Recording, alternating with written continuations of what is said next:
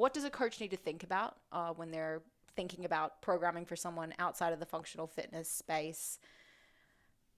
That was a really broad question, but like when we think about working with a Gen Pop client or a, functional fitness CrossFit client, we're thinking about, the outcome, their goals, what they need to be able to do, what their function is. So how do you understand like the function of a sport athlete? Uh, the same exact way. Yeah, the same exact way. So, when we look at a functional fitness athlete or a mixed modal athlete, we look at, what do they have to do in that sport, right? So, when we have a field sport athlete or a court sport athlete or a water sport athlete, we'll call them athletes from now on. When you're working with an athlete outside of functional fitness, you think about the same things. You have to understand what the characteristics are inside of that sport. If you don't understand the characteristics inside of that sport, as a strength and conditioning coach, you're probably not going to do them much good because you don't understand the things that they have to get better at. How do you go about understanding the characteristics inside of a sport? Gosh, that's a broad question. Let's take it from the standpoint of let's say Georgia, you have an athlete you have a football player that comes in and they're like, Georgia, I want to work with you and this is what I do, right? If there's a level of discomfort on your end, you should probably do your research if you're going to take that client on, right? So you need to understand, what they do inside of that sport. Well, first globally understand the sport and the characteristics of the sport, right? Look at, energy systems and what energy systems need to be developed versus not inside of that sport based on what they're doing. And then you have to go a level further and you have to ask questions. What position do you play in this sport? Because if you were programming for a wide receiver versus a center, an offensive guard, that program is going to look a lot different because the wide receiver is doing different things on the field than the guard or the center. So you have to understand the sport globally, and then you have to understand what role that athlete plays inside of the sport or what position they play. And then you have to understand what their current capabilities are based on those two things. So, just for the sake of showing why it's so important to understand it, could you lay out, like, just briefly, some of the considerations of an athlete that is playing football? Pick a position. I'm not going to pick one for you. I'll let you pick. Let's say the quarterback.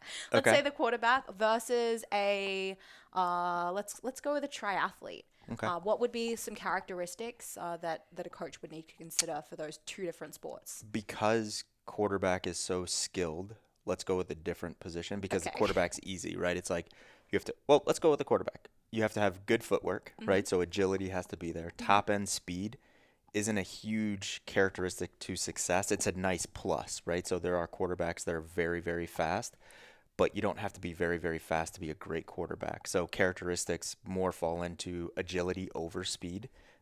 If they're fast, cool. It falls into the ability to throw a football accurately and as far as possible. So when you look at that, it's like, you're thinking about rotation, right? You're thinking about agility out of or rotation out of an agile scenario. You're thinking about reaction time, right? You have, receivers and tight ends and running backs running around everywhere, and you're surveying the field, and you have people coming after you, and you're dodging them, and you're hitting those people while understanding what the defenders are doing that are covering those people because you don't want to throw an interception, right? So, reaction time and savviness is those are two very important characteristics for a quarterback. A triathlete, it's easy, right? It's like you have to be able to run really well, you have to be able to swim really well, and you have to be able to bike really well. So I don't know if that's too global, but I think yet if we dig into each one of those three things and the characteristics within those three things, it'll get very lengthy. But the differences in a triathlete versus a quarterback is a triathlete. You know exactly how long the race is. You know the challenges that they will face during that race. With a quarterback, you have to kind of be ready for anything, right? You have to be ready for your receivers and your running backs having a bad game, right? It's like, how does that quarterback pivot? And now we're getting into, the coaching side, the sport coaching side of the sport, where I think in this conversation, let's stick to the strength conditioning side of it, because I think we do have to differentiate.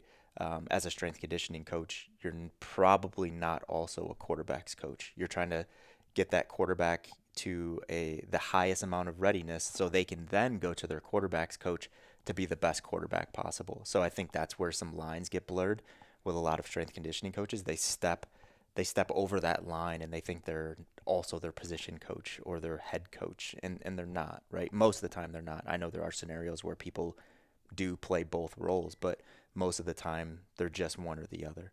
Despite the fact that they're not their position or sport coach, do you think that it's important for a strength and conditioning coach to actually have experience in the sport that they're coaching to really understand it? I think it helps. I think it helps, but I don't think it's 100% necessary. And that's the conversation and the difference between the conversation that we have in fitness and let's just say, sport. There's a lot of really, really great strength coaches in a certain discipline that have never played that sport, but they understand it so damn well and they understand strength conditioning principles so damn well that they're really good coaches.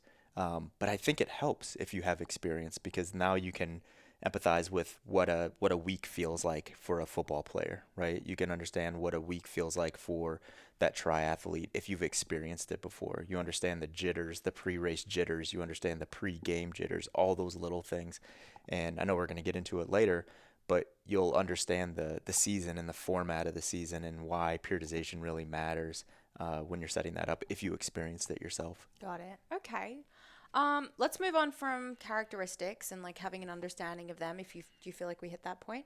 Yeah, I think just to wrap up that conversation is you just have to have a base level understanding of what's needed to be really good at that sport and the specific position that that player plays inside of that sport. Because if you're going back to the wide receiver versus guard, so a wide receiver is a person that needs to run really fast and catch the ball. So if you're coaching someone that's a wide receiver versus that center or guard that I was talking about, those are like 300-pound men that block for the quarterback. So the defensive lineman can't get to the quarterback or can't get to the running back. The way that you're going to coach those people, strength conditioning wise, is so much different, right? So much different with like characteristics of those two and absolute strength and speed, strength, and all that, like all of the things that we're thinking about with those two athletes are just going to be approached so differently, and that's the same sport. So if we don't understand those things in every sport or every sport that we could possibly coach someone in, we're not going to do that athlete any justice by kind of just throwing a bunch of shit at the wall and hoping it sticks.